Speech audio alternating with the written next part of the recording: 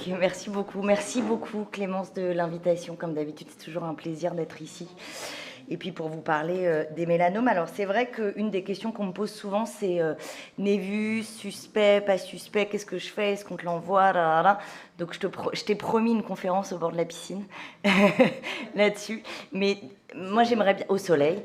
Mais du coup là, l'idée c'est de se dire, ok, on a eu un mélanome, on l'a traité, on l'a envoyé dans un centre spécialisé, on l'a envoyé à Nice, à Curie. Et je le récupère à un moment, et qu'est-ce que j'en fais? Parce que c'est quand même beaucoup la question. Je vais quand même revenir 2 secondes sur l'aspect clinique du mélanome, voilà, très rapidement. La masse en relief, souvent en bouton de chemise, avec plus ou moins une effraction de la membrane de Bruch. Elle est pigmentée dans 80% des cas. Il y a du pigment orange quand elle n'est pas très épaisse, hein, les gros boutons de chemise, il n'y a pas de pigment orange, en tout cas c'est pas un truc qu'on recherche. Parfois associé à des hémorragies, un décollement de la rétine, et puis surtout le signe phare, la croissance documentée d'une lésion pigmentée connue. Je vous en montre quelques-unes très différentes. Là, une lésion qu'on voit bien sur un optos, plutôt étendue, avec du pigment orange, pas très épaisse. Je ne sais pas si vous voyez le pigment orange, mais bon, on le voit un peu. Là, une lésion beaucoup plus antérieure, quasiment choroïdo-ciliaire. Là, une très grosse lésion en bouton de chemise avec une effraction de la membrane de Bruch caractéristique en champignon.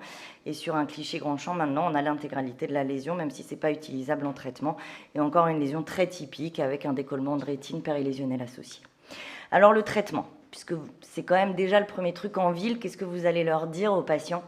Que c'est une tumeur probablement maligne, donc l'annonce, le fait de dire c'est un mélanome choroïdien, vous avez un cancer, c'est très réglementé, ça ne se fait pas comme ça, seul dans un cabinet, seul face au patient. Il y a la nécessité de l'annonce dans un centre spécialisé, la consultation d'annonce, elle est très réglementée, elle se fait avec une infirmière d'annonce, elle se fait avec une psychologue d'annonce. Donc on ne fait pas vous avez un mélanome, salut, parce qu'en fait vous êtes responsable de ce qui va se passer entre à l'annonce d'un diagnostic et notamment chez un patient seul. Donc c'est une annonce encadrée et ensuite on lance un bilan général, donc un bilan hépatique, l'extension loco-régionale quand il y a une atteinte du nerf optique. Pas la peine de prescrire un PET scan, 40% de faux négatifs, donc c'est vraiment pas un examen qu'on prescrit. Donc vous êtes là en première ligne pour faire les premiers examens, l'angiographie, les photos, l'échographie. Vous préparez le patient et il faut connaître les options thérapeutiques. Vous l'adressez et si vous êtes sûr de vous, vous pouvez tout à fait dire, écoutez, j'ai un doute, il faut faire un bilan d'extension. Mais l'annonce à proprement parler, elle doit être dans un centre spécialisé. L'indication thérapeutique, elle est hyper variable en fonction de la taille, de la localisation tumorale, de l'âge, de l'état général du patient, de l'état de l'œil contralatéral. Le pronostic fonctionnel, il est aussi très dépendant de la taille et de la localisation de la tumeur. Et le pronostic vital, je vais vous en dire quelques mots parce que c'est en train de changer. Le traitement local, c'est 2 choses. Soit la tumeur est très grosse, et là, il faut faire une énucléation. Et je dis bien énucléation et pas éviscération. On enlève la sclère. Et le gold standard, c'est l'irradiation, le traitement conservateur par la protonthérapie. Il y a 2 centres de protonthérapie en France, un à Orsay et un à Nice. Et sinon, la curithérapie ou la brachythérapie, donc c'est des disques qu'on pose sur la sclère, plus souvent à l'iode. L'énucléation, sur les grosses tumeurs, plus de 11 mm ou 12 mm d'épaisseur, plus de 18 mm de diamètre. Et donc ça, il n'y a pas de choix. On sait que les conséquences de l'irradiation vont être trop importantes. Ce n'est pas tellement en termes d'efficacité, les deux vont marcher, mais on va devoir tellement irradier. La lésion, elle est tellement grosse qu'en fait, en 6 mois, on va avoir un œil douloureux, non-voyant, qu'on va énucléer secondairement. Et la cavité, une fois qu'on a irradié, est beaucoup moins simple ensuite à énucléer, à traiter. Ça, c'est la pose de clip avant l'irradiation, que vous sachiez quand même ce qu'on va faire. Peut-être, est-ce que ça se lance la vidéo ou pas ?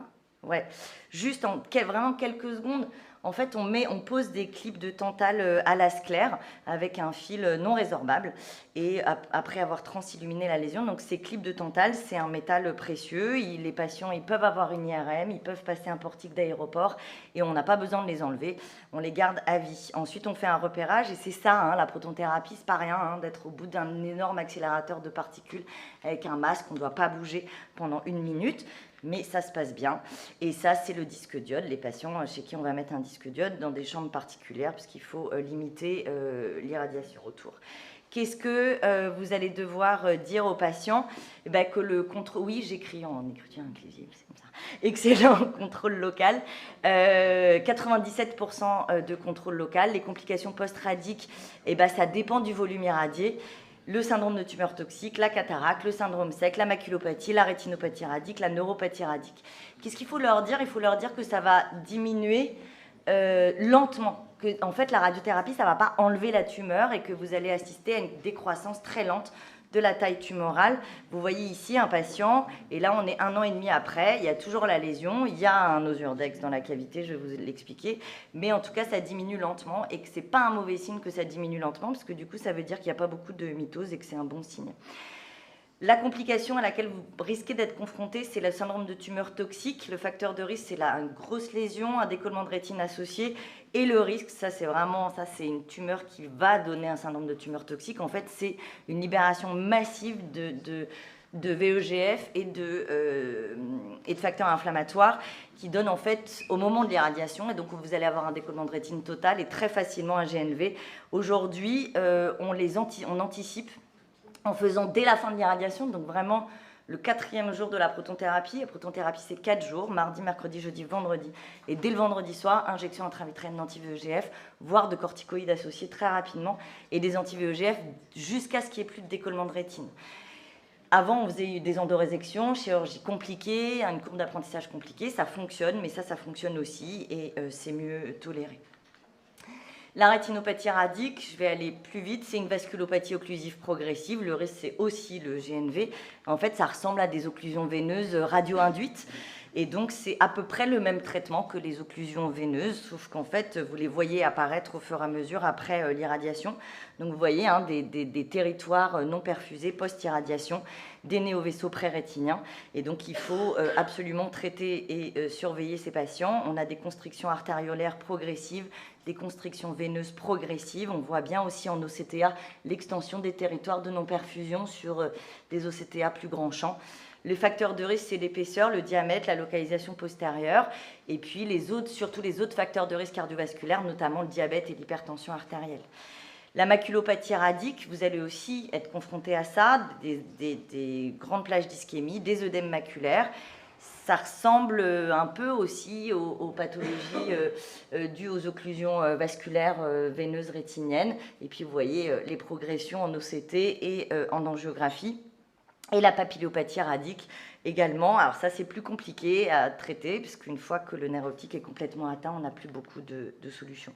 Et bien là, vous avez vraiment un rôle qui est de surveiller, de faire des angiographies dès 1 an ou 18 mois après l'irradiation pour aller chercher les territoires de non-perfusion, faire des injections intravitréennes d'anti-VEGF dès les premiers signes de rétinopathie radique, faire de la panphotocoagulation rétinienne. Nous, on fait de la photocoagulation sectorielle sur les territoires de non-perfusion. Si vous n'avez pas la capacité de faire des angiographies tous les 6 mois, vous faites une PPR et puis voilà, ça traitera les patients. Nous, on fait vraiment au cas par cas pour ménager le champ visuel le plus possible et des injections. Et dès que vous voyez des premiers signes, notamment en OCTA, ne pas hésiter à faire des injections mensuelles au début, au moins une dose de charge, puis tous les 2 mois pendant au moins 2 ans. Puis ensuite, tous les 3 mois, si vous voulez continuer. Nous, on fait ça jusqu'à 5 ans. On a des super bons résultats. On va les publier. Le pronostic vital, puisque vous êtes aussi, vous allez voir des patients décédés. Malheureusement, le mélanome choroïdien, c'est 50% de métastases à 5 ans. Le risque, il est surtout génomique, sur des anomalies chromosomiques du 3, du 8, avec, on sait, une différence majeure qui va de 0% de métastases jusqu'à 80% de métastases à 5 ans si on a des facteurs de risque chromosomiques. Pourquoi est-ce qu'on les évalue? Parce que ça permet d'aller chercher des toutes petites métastases chez les patients qui sont très à risque clinique ou génomique. On fait des IRM tous les 6 mois, voire on fait des petites biopsies sur des toutes petites lésions douteuses. Pourquoi je vous parle de ça? Parce que ça, c'est en train d'apparaître, que maintenant c'est en traitement curatif, mais qu'on va le voir apparaître aussi en traitement adjuvant. Je dis adjuvant parce que c'est après avoir traité par irradiation. Néo-adjuvant, ce serait avant l'irradiation. Donc là, on irradie, puis on commence à rentrer les premiers patients dans ces études-là. C'est le tabentafusp. On a une efficacité avec un rallongement de l'espérance de vie chez les patients métastatiques pour la première fois depuis que je fais du mélanome.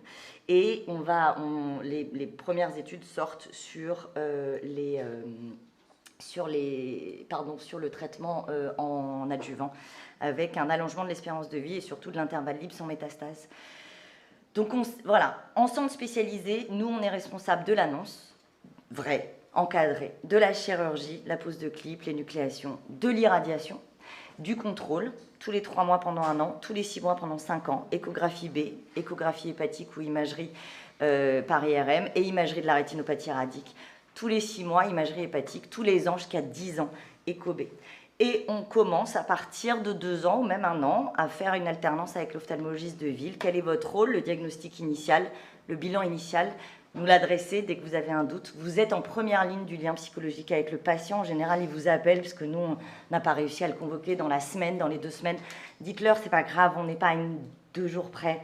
Voilà, mais vous avez ce rôle-là. Et vous avez le rôle de la prise en charge des complications oculaires, la sécheresse, parfois majeure, surtout en cas de tumeur temporale supérieure. La cataracte, quand vous l'opérez, juste faites attention à la zone nulle en regard de la zone d'irradiation, elle a souffert. Le syndrome de tumeur toxique que vous pouvez traiter par anti-VEGF et corticothérapie. La rétinopathie radique, faites des angiographies, faites du laser, faites des IVT. Surveillez la cavité en cas d'énucléation. Et puis vous avez le droit d'opérer les complications chirurgicales post-irradiation, les membranes, les trous maculaires, des décollements de rétine. Il faut juste s'assurer qu'il y a bien une décroissance tumorale. Et puis ne pas hésiter à nous demander si vous pouvez le faire. En général, on vous dit oui. Et puis vous surveillez bien les patients. Je vous remercie. Merci Sarah. Parfait, merci pour ce résumé d'une prise en charge. Vraiment, on en a vraiment besoin en pratique de ville. Moi, j'avais une question à te poser. Finalement, est-ce que tu fais une des biopsies de toutes tes tumeurs est-ce que tu faisais de la biopsie par rapport au pronostic génomique pour avoir voilà. Alors, c'est pas une biopsie, c'est une ponction. Une ponction, pardon. Une ponction par rapport à alors, je fais une ponction, à l'époque, quand on faisait quelques endoréséctions, on faisait des ponctions à ce moment-là. Sur l'énucléation, c'est systématique, puisque en fait, une fois qu'on a enlevé le globe, on peut ponctionner, il n'y a pas de problème. On fait des ponctions dès que la tumeur fait plus de 5 mm d'épaisseur, parce que vous savez qu'on traite par protothérapie parfois à 1,8, 2 mm d'épaisseur. Là, honnêtement, c'est trop risqué de faire une ponction transclérale. On est trop facilement dans le vitré.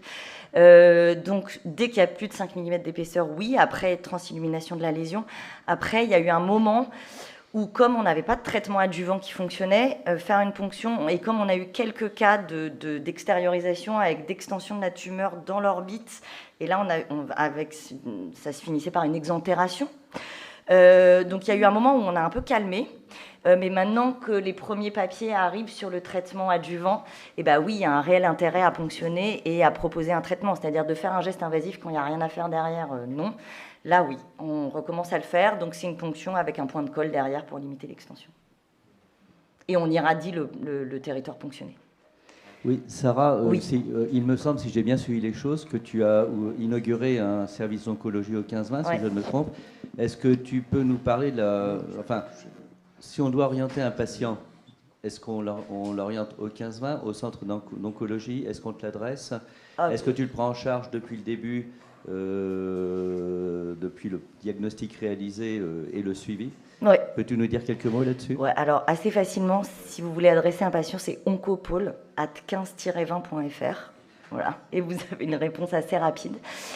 Si parfois ça m'arrive de les voir en ville parce que le délai à l'hôpital est trop long et puis ensuite je le réadresse tout de suite. Donc ça, évidemment, vous pouvez me les adresser. Oui, on fait tout. On a toute l'imagerie, l'échographie, la consultation d'annonce bien bordée. On les opère au 15-20. On les traite à Orsay, on les suit derrière au 15-20 et puis on vous les réadresse pour un suivi global. L'idée, c'est, en fait, c'est un monstre à 2 têtes, la Cancéro à Paris, Sécurie et nous, avec une RCP commune. En fait, on staffe nos patients ensemble. C'est le même... en fait, l'INCa, c'est un organisme national qui décide qui a le droit de traiter du cancer en France. En fait, c'est hyper réglementé. Oui, justement, voilà. C'est pour ça que je posais cette question, parce qu'il y a une réglementation très importante. C'est vraiment le monstre à 2 têtes. Voilà, les patients sont opérés soit à Curie, soit chez nous, mais ils sont... Voilà, nous, on fait un peu plus de rétine médicale, donc même Curie nous adresse les patients pour la surveillance de rétine médicale. Sarah, la question que je me posais, c'est tous ces patients qu'on te confie, finalement, quand ils sont traités, ils ne sont pas totalement guéris, mais cicatrisés et stabilisés. Nous, on les suit, on leur fait des échos, des OCT, des angios, etc. Et parfois, le bord de la tumeur bouge un petit peu, il y a des fois un peu de liquide sous rétinien, des petites poussées sur les bords.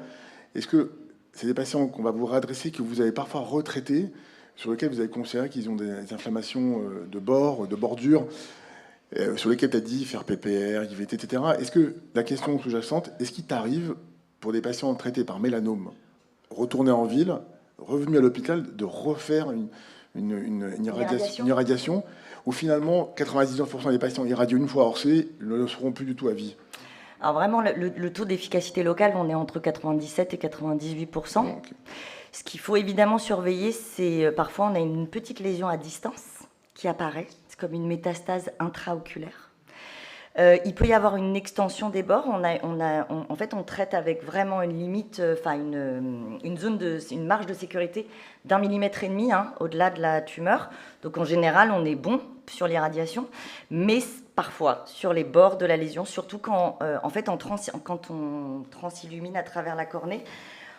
Parfois, les bords peuvent être pas très définis quand il y a un décollement de rétine autour de la lésion. Donc, on bouge notre truc et on dit, OK, c'est quoi la limite par rapport au décollement de la rétine? Parfois, c'est difficile. Donc, parfois, on n'est pas... voilà, on essaye d'être le plus précis possible, mais vous avez vu, les limites, c'est des clips, quoi. Et donc, on peut avoir une recroissance. C'est pas le décollement de rétine autour de la lésion, c'est vraiment la lésion pigmentée en écho et en rétinaux qui grossit, et notamment sur un bord. Et là, on ne peut pas réirradier puisqu'on ne connaît pas la dose exacte qu'a reçue cette zone-là. Donc le traitement, c'est l'énucléation. Oui. Ton traitement adjuvant, là, le Treventoul, quelles sont les modalités? Est-ce qu'il y a des complications? Est-ce que c'est facile à faire? C'est de l'immunothérapie, donc avec des complications, des œdèmes. On connaît les complications de ces immunomodulateurs. Après, il est assez bien supporté. Et surtout, quand on commence à dire aux patients... la médiane de survie sur un mélanome choroïdien métastatique, c'est moins d'1 an et demi. Donc, quand on leur dit qu'on a probablement une molécule qui fonctionne en thérapeutique, chez certains patients, il faut avoir des récepteurs. C'est toujours la question de l'immunothérapie. Ce n'est pas tous les patients. Mais quand ils ont ces récepteurs-là, on est efficace. Et on a un patient là qui a 4 ans de survie. Donc. L'immunothérapie est moins efficace que dans le mélanome cutané. Beaucoup oui. moins. On n'avait rien jusqu'à aujourd'hui. Le suivi hépatique? Tous les 6 mois. 5 ans. 10 ans. 10 ans. Merci Sarah. Avec plaisir. On va enchaîner.